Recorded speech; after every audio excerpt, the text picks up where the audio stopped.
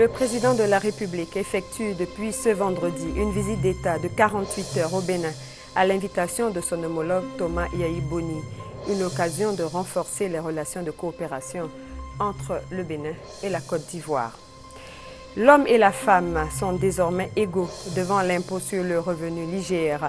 C'est la bonne nouvelle annoncée par la Direction générale des impôts. À l'étranger, le Venezuela pleure son président Hugo Chavez, décédé mardi dernier. Une trentaine de chefs d'État et des milliers de Vénézuéliens participent à ses obsèques à Caracas. Mesdames et messieurs, bonsoir, bienvenue à ce journal. Le président de la République effectue, vous le savez, depuis ce vendredi, une visite d'État au Bénin à l'invitation de son homologue béninois Yayi Boni. Le chef de l'État, Alassane Ouattara, a été accueilli à son arrivée à 10h30 heure locale, soit 9h30 heure GMT, par le président Yayi Boni, à l'aéroport international Cardinal Gantin de Kadjehoun, à Cotonou. Il s'agit de la première visite d'État du président Alassane Ouattara au Bénin depuis son accession à la magistrature suprême. Voici le compte-rendu de notre envoyé spécial à Cotonou, Viviane Aïman. À chacune des visites qu'il a effectuées au Bénin depuis son accession au pouvoir, le peuple béninois, avec à sa tête son président Yayi Boni, a toujours réservé un accueil chaleureux au chef de l'État ivoirien. Cette marque de grande amitié et d'estime a encore été démontrée ce vendredi matin dès l'aéroport international Cardinal Bernardin Gantin de Kadjehoun à Cotonou, où l'avion présidentiel ivoirien a atterri à 10h30 heure locale, soit 9h30 heure GMT. À la différence des précédentes visites qu'il a effectuées au Bénin et qui étaient des visites de travail, le président de la République, Alassane Ouattara, effectue cette fois-ci une visite d'État dans ce pays. Le président de la République est accompagné de son épouse, de la grande chancelière Henriette Dagri-Diabaté, de quelques membres de son cabinet, quelques membres du gouvernement, les ministres Charles Dibi Kofi des Affaires étrangères, Ali Koulibaly de l'intégration africaine, Bruno Nabagné-Koné des technologies de l'information et de la communication, Afoussi Bambalamine de la communication, Adama Tounkara des mines du pétrole et de l'énergie. Le couple présidentiel ivoirien a été accueilli à sa descente d'avion par le chef de l'État béninois et son épouse. Les deux présidents se sont salués chaleureusement. Puis a suivi le cérémonial militaire, comprenant le salut au drapeau ivoirien et béninois, l'exécution des deux hymnes nationaux, ponctués par 21 coups de canon et le passage en revue des troupes. Le président de la République, Alassane Ouattara, conduit par son homologue béninois, le docteur Yayi Boni, a serré de nombreuses mains d'officiels et de personnalités béninoises. Plusieurs groupes d'animation rivalisaient de chant et de danse, chantant « Bonne arrivée, président Ouattara ». Les Ivoiriens vivant au Bénin étaient également fortement représentés, criant leur joie et leur affection à leur président. Entre les peuples ivoiriens et béninois, c'est une fraternité très ancienne. Chacun des deux pays abrite sur son sol une forte communauté de ressortissants de l'autre pays. Les unions entre béninois et ivoiriens ne se comptent plus. Au plan politique, les relations entre les deux États ont été de tout temps marquées par une grande solidarité.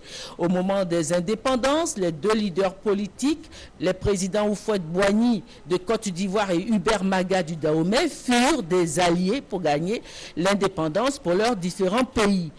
De même également, depuis son accession au pouvoir, le président de la République, Alassane Ouattara, a effectué 5 visites de travail au Bénin. C'est dire toute l'importance que les dirigeants de ces deux États accordent à l'amitié, voire la fraternité qui caractérise leurs relations.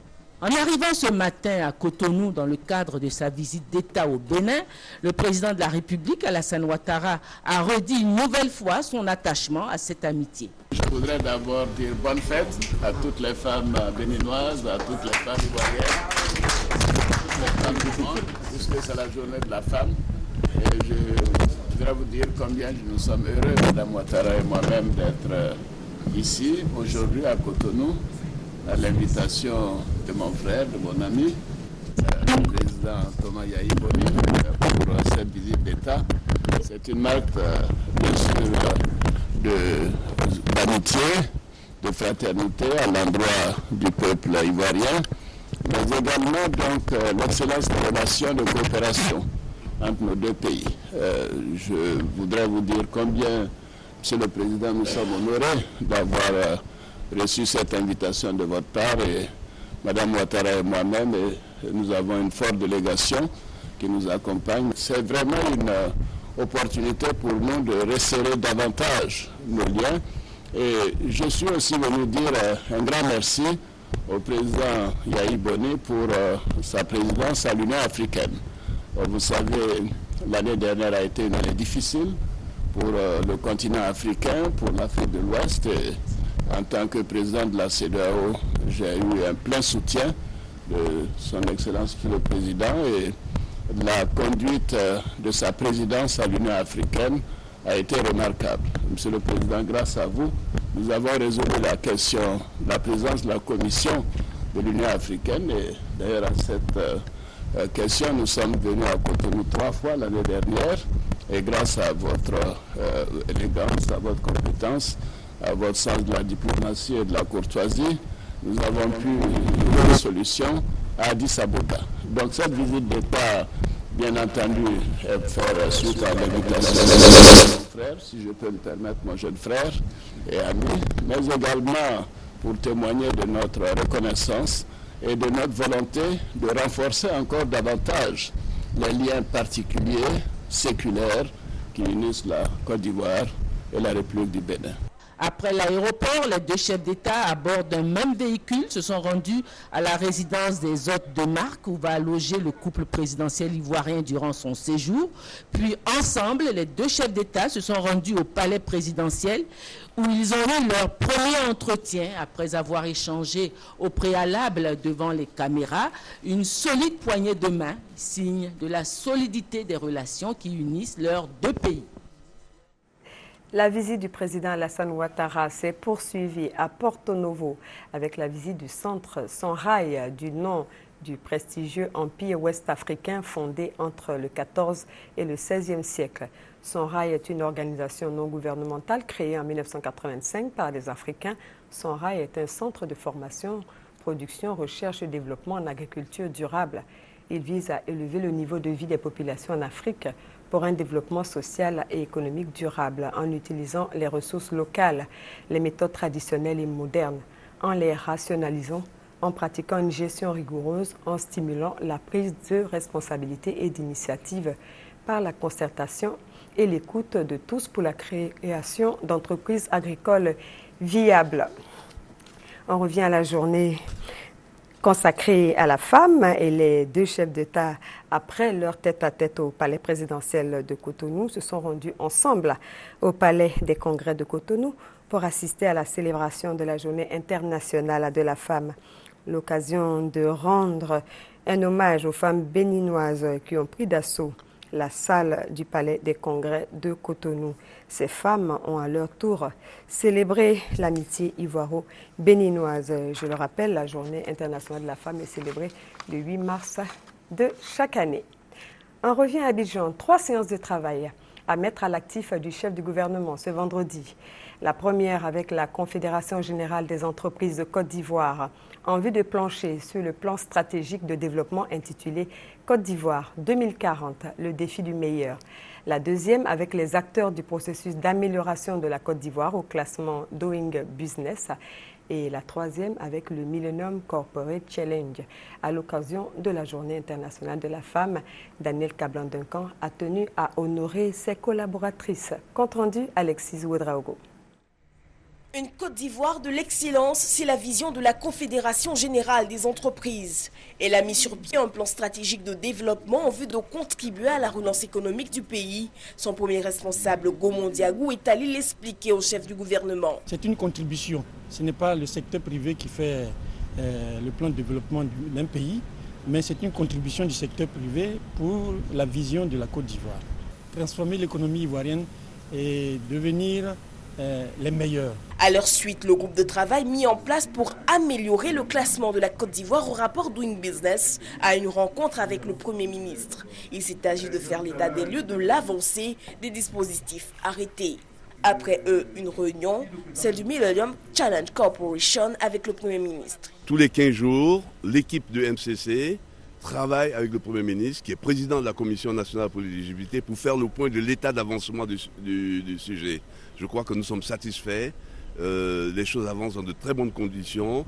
Le gouvernement a une maîtrise de cette problématique et nous allons continuer dans ce travail. Au terme de la matinée, le Premier ministre n'a pas dérogé à la règle du 8 mars. Il a célébré ses collaboratrices. Elles ont reçu de ses mains des fleurs. C'est un honneur. Il nous a démontré que nous sommes bien ses collaboratrices et que la femme a une place importante en Côte d'Ivoire et dans le développement de ce beau pays. À toutes les fonctions que vous avez apportées de l'humanité dans les maisons, je voulais vraiment vous en remercier. Je sais qu'on fait travailler de manière très intense, mais je suis heureux que vous donniez du cœur à l'ouvrage. Parlant de réconciliation, les femmes ont plaidé pour leurs sœurs déplacées depuis la crise dans le pays. Daniel Kablan-Duncan a assuré que le sujet serait traité au plus vite. Des missions sont par ailleurs annoncées pour le retour prochain de ces dernières. Le 8 mars de chaque année, le monde entier célèbre la femme. L'Organisation des Nations Unies l'a décrété depuis 1977, l'occasion d'évaluer les progrès réalisés pour la promotion de la femme et mesurer les défis à relever. Voici l'histoire de cette célébration relatée par Thérèse Yoboué. Dans le monde, plus de 50% de la population est constituée de femmes. Elles sont présentes dans différents secteurs d'activité et participent ainsi au développement de leur pays. Malgré cela, les femmes constituent la frange de la population la plus pauvre de la planète. Une chose explique cet état de fait. Elles n'ont pas accès aux ressources essentielles que constituent le crédit, le prêt, l'héritage. Bien plus souvent, elles sont victimes de viols, de mariages forcés, précoces, de l'analphabétisme, de violences diverses. Le sort qui est ainsi réservé aux femmes a commencé à éveiller leur conscience à travers le monde. Nous sommes en 1857. Les femmes manifestent pour la première fois aux États-Unis, en Europe. Elles réclament l'égalité des droits, de meilleures conditions de travail et le droit de vote. Les bases de la journée dédiée à la femme sont ainsi jetées. Mais il faudra attendre 1977 pour que l'Organisation des Nations Unies officialise cette commémoration. Chaque pays de la planète est donc invité à célébrer le 8 mars de chaque année les droits de la femme. Je veux dire au gouvernement de mettre un peu plus de femmes ministres dans le gouvernement. Et puis à la justice aussi là. Il y a les crimes qui restent impunis. Par exemple, il y a des femmes qui sont violées et puis ça reste impuni. Le gouvernement n'a qu'à vraiment voir ce côté-là. Ce que je demande au gouvernement, c'est de nous faciliter la tâche, le fait de nous donner un peu de crédit pour que nos commerces puissent avancer un peu. Parce que le temps est dur, on n'arrive pas à payer les choses, tout est cher sur le marché. La journée de la femme fait partie des 87 journées internationales reconnues par l'ONU. Et c'est l'occasion pour la jeune féminine de faire aboutir ses revendications, améliorer sa condition et célébrer les victoires et les avancées. Enfin, pourrait-on dire, les hommes et les femmes sont égaux devant les impôts. Pour ce qui est de l'impôt général sur les revenus l'IGR, les femmes, depuis le mois de janvier, ont les mêmes droits que les hommes. Mais attention, ne bénéficient de cette mesure que les femmes salariées, mariées ou célibataires et mères à l'occasion de la journée internationale de la femme. C'est un homme, notre reporter Jean-Jacques Kwame, à là que revient le privilège d'expliquer cette annexe fiscale qui entraîne une baisse de l'IGR pour les femmes. L'année 2013 a commencé avec une injustice en moins pour les femmes salariées ou célibataires et mères vivant en Côte d'Ivoire. L'article 248 du Code général des impôts, dans le cadre de l'annexe fiscale 2013, entrée en vigueur le 18 janvier, permet aux femmes légalement mariées et ou ayant au moins un enfant de voir leur nombre de parts IGR, impôt général sur les revenus, modifié. Cela induit une réduction de l'IGR au même titre que les hommes. En clair, c'est une augmentation du salaire de ces dames. Du côté du couple, bon, c'est un gain, hein, parce qu'à l'époque, l'homme bénéficiait des parts et la femme n'avait que sa seule part du fait du mariage, donc elle payait plus d'impôts IGR. Maintenant, du fait de la réforme, cet impôt IGR qu'elle payait a été sensiblement réduit.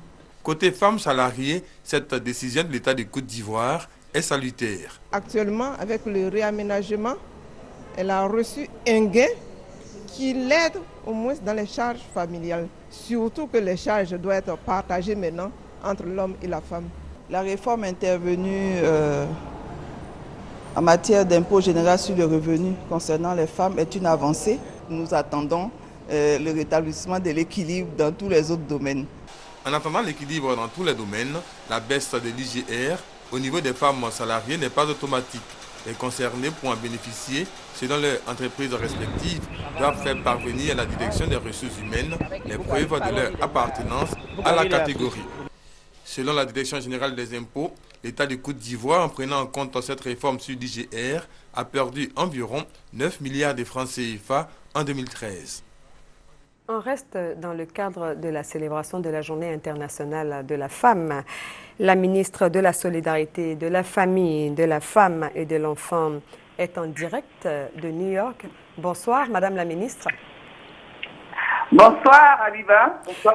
Vous conduisez une forte délégation ivoirienne à la 57e session de la Commission de la condition de la femme. Quel est l'intérêt d'une telle rencontre pour notre pays, Madame la ministre?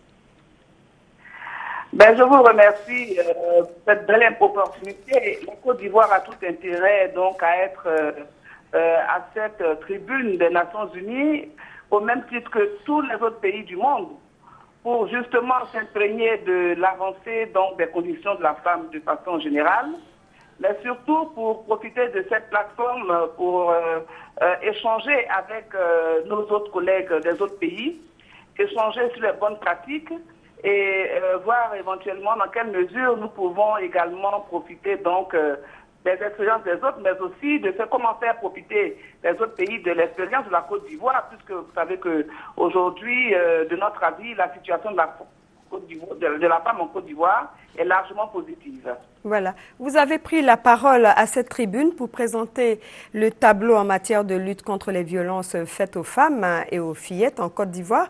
C'est tout de même le thème international. Que retenir?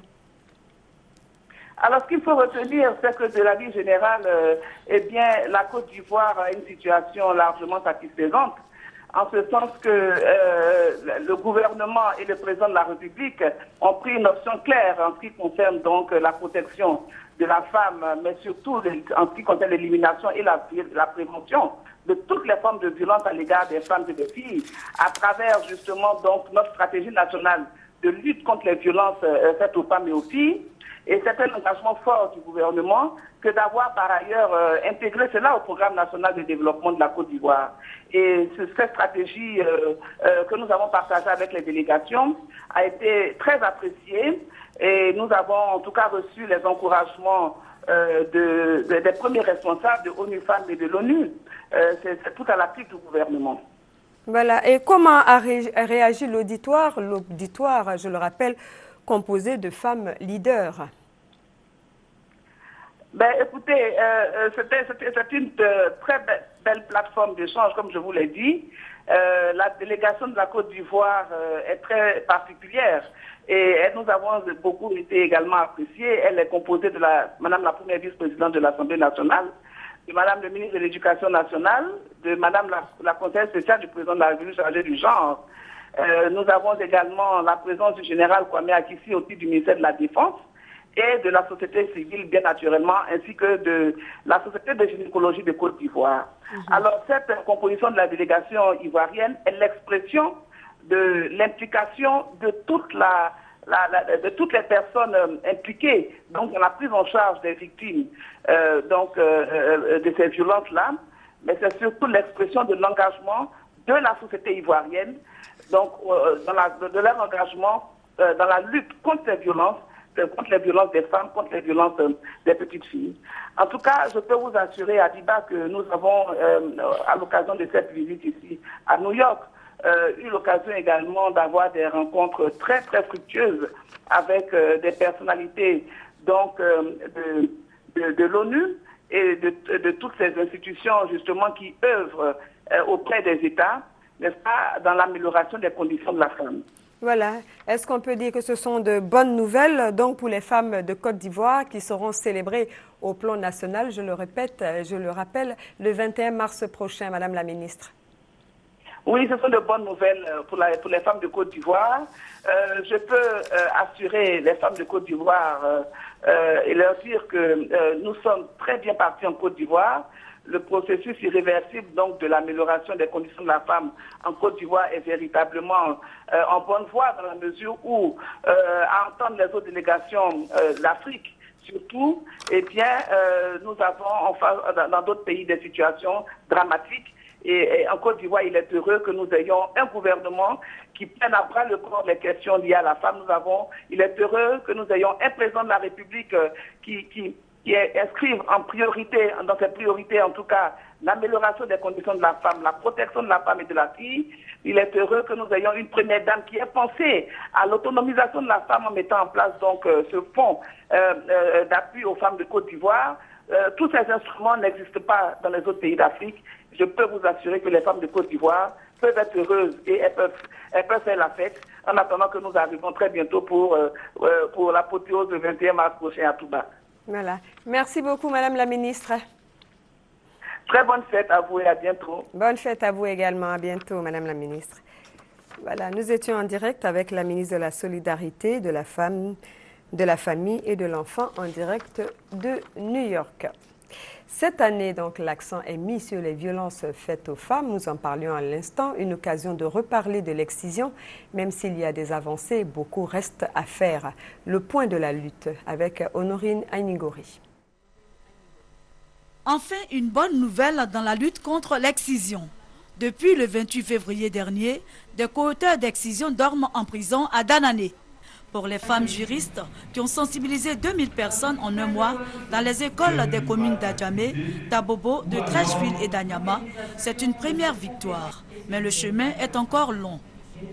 La justice ne condamne pas suffisamment parce que depuis 15 ans que cette loi existe, nous avons eu que deux procès sur la question. Celui de Katiola en 2012 et celui de Danané en cette année. Une bataille contre les mutilations génitales féminines dont la justice doit s'occuper maintenant. Car les chiffres de l'UNICEF sont alarmants. Le nombre d'excisions en Côte d'Ivoire augmente. Il est passé de 36% en 2010 à 38% aujourd'hui. Derrière les chiffres, ce calvaire. J'étais excisée à l'âge de 13 ans. J'ai eu très mal lors des rapports sexuels avec mon mari. Je souffre beaucoup et après j'ai du mal à dormir. Selon l'UNICEF, 45% des femmes âgées de 15 à 49 ans ont subi une mutilation génitale. Le combat pour les générations à venir ne fait que commencer. En marge de cette journée consacrée à la femme, le ministère de la Solidarité, de la Famille, de la Femme et de l'Enfant a organisé un atelier de sensibilisation des femmes de la commune de Port-Boué au danger du VIH-Sida autour du thème « Responsabilité partagée entre les hommes et les femmes » dans le cadre de la lutte contre le VIH-Sida.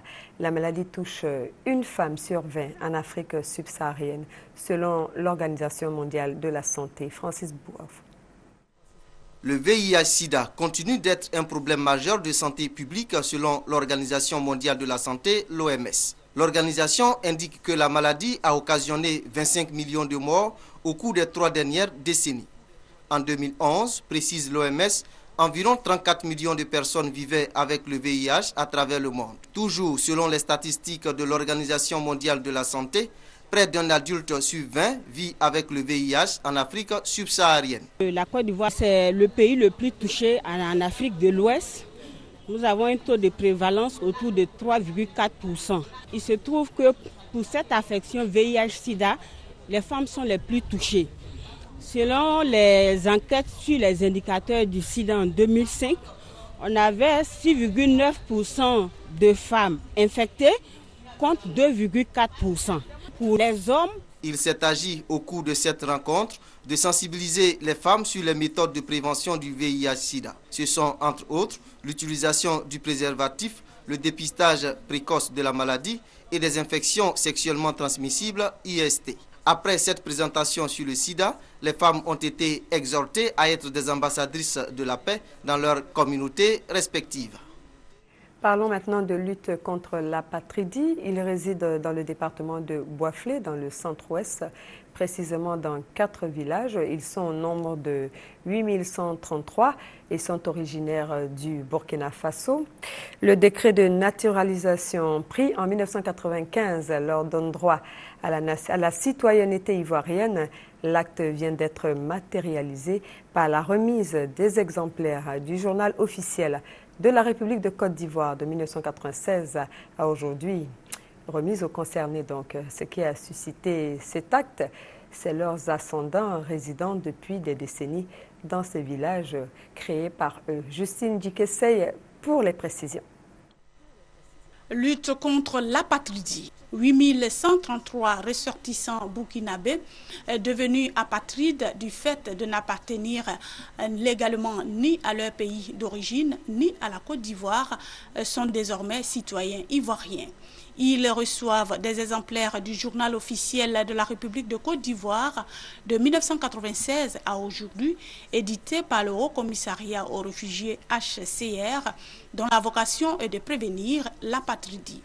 Geste matérialisant un décret de naturalisation générale pris en 1995. La nationalité ivoirienne leur est octroyée du fait de la résidence de leurs ascendants depuis plusieurs décennies en Côte d'Ivoire, dans le département de Boisflé et précisément dans les villages de Koupela, Tinkodogo, Koudougou et Garango, créés par ces Ivoiriens d'origine burkinabé.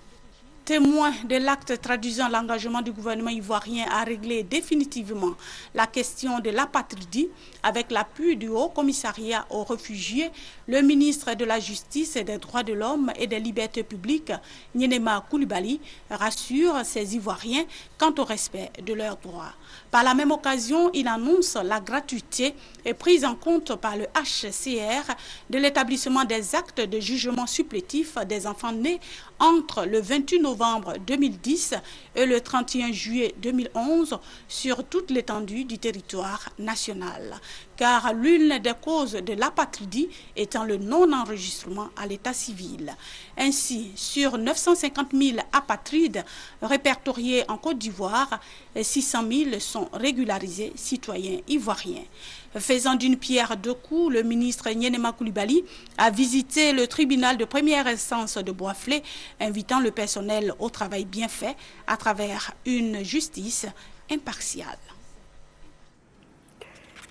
Parlons de la crise au Mali. Selon le ministre français de la Défense, Jean-Yves Le Drian, les troupes françaises au Mali ont fait une grande partie du travail. Arrivé jeudi au Mali pour rencontrer le contingent français, Jean-Yves Le Drian quitte ce pays aujourd'hui même. Les Kenyans attendent toujours les résultats des élections générales de lundi. La commission électorale doit annoncer les résultats du premier tour de la présidentielle demain.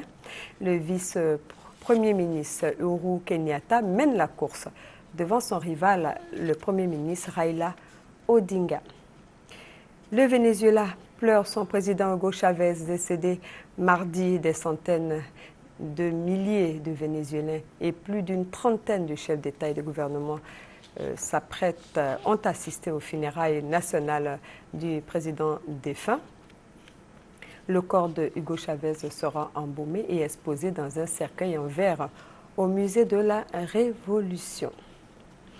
Sachez que plus de 2 millions de Vénézuéliens ont déjà rendu hommage à leurs dirigeants. L'opposition a annoncé qu'elle n'allait pas assister à la prestation de serment du vice-président car cela constitue une violation de la Constitution, qu'il désigne le président de l'Assemblée nationale comme président par intérim en cas d'empêchement absolu du président élu.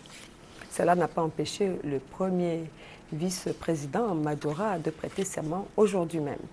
Le conclave pour l'élection du successeur de Benoît XVI va s'ouvrir le mardi 12 mars à la chapelle Sixtine au Vatican. 115 cardinaux électeurs jusqu'à 80 ans vont élire dans le plus grand secret le nouveau chef d'une église d'1 milliard de fidèles. Ce conclave fait suite à la démission du pape Benoît XVI le 28 février dernier. Pour terminer cette page nécrologique au plan national, l'UDPCI a accompagné ce 8 mars son secrétaire général à sa dernière demeure, décédé le 3 mars dernier. Le professeur Alassane Salif Ndiaye a été inhumé au cimetière de Williamsville après la levée de corps à la grande mosquée de la Riviera Golf, après une dernière prière adressée à la mémoire du défunt. Parents et amis ont rendu un dernier hommage à ce grand serviteur de l'État. La voix empreinte d'émotion, le fils du professeur Alassane Salif Ndiaye rend un dernier hommage à son père. L'homme de référence, le géant dans l'ombre de qui j'ai fait mes premiers pas, celui qui m'a donné l'éducation et les armes pour affronter sereinement la vie, toujours à l'écoute et qui m'a soutenu dans tout ce que j'ai entrepris. Papa, tu m'avais préparé à beaucoup de défis, y compris à accepter ton départ sereinement. Mais tu ne m'avais pas prévenu qu'il serait si difficile de t'accompagner à ta dernière demeure. Alassane Salif Ndiaye a été professeur émérite d'université, ministre, ambassadeur, maire et homme politique. Mais ses parents et ses proches gardent en mémoire l'image d'un homme humble et très pieux. J'ai été son encadré à la Mecque. Il m'a laissé une confidence, il m'a dit « Je veux mourir un très bon musulman ». Je lui ai dit « Mais tonton, tu l'es déjà ?» Il dit « Non ». Il dit, même si je ne vais pas être comme l'imam de la Mecque, mais je vais être quand même un très grand musulman. Je vais mourir un très grand musulman et je vais rencontrer Dieu parce que j'ai tout vu dans ma vie et il m'a tout donné. Le cœur lourd, la famille politique de l'homme fait face à cette douloureuse séparation. C'est la désolation, mais nous sommes des croyants et nous devons l'accompagner de nos prières et nous sommes sûrs que Dieu nous donne la force de continuer après lui. Comme pour une ultime bénédiction, même la pluie s'est associée aux hommes pour dire adieu à l'illustre disparu, homme de foi, homme de conviction et homme de paix. Une lecture intégrale du Coran, une série de bénédictions et une prière finale ont accompagné le professeur Alassane Salif Ndiaye au cimetière de Williamsville, sa dernière demeure. Voilà, c'est la fin de ce journal, mais retenez que le président de la République effectue depuis ce vendredi une visite d'État au Bénin à l'invitation du président Yayi Boni. Le président de la République a célébré la femme en compagnie de son homologue béninois avant de visiter le centre Sonrail à Porto Novo. Le président Alassane Ouattara va rencontrer demain les opérateurs économiques avant la signature d'accords et la lecture du communiqué final. Le chef de l'État est attendu demain dans l'après-midi à Abidjan. C'est la fin de ce journal. On se retrouve demain à 20h.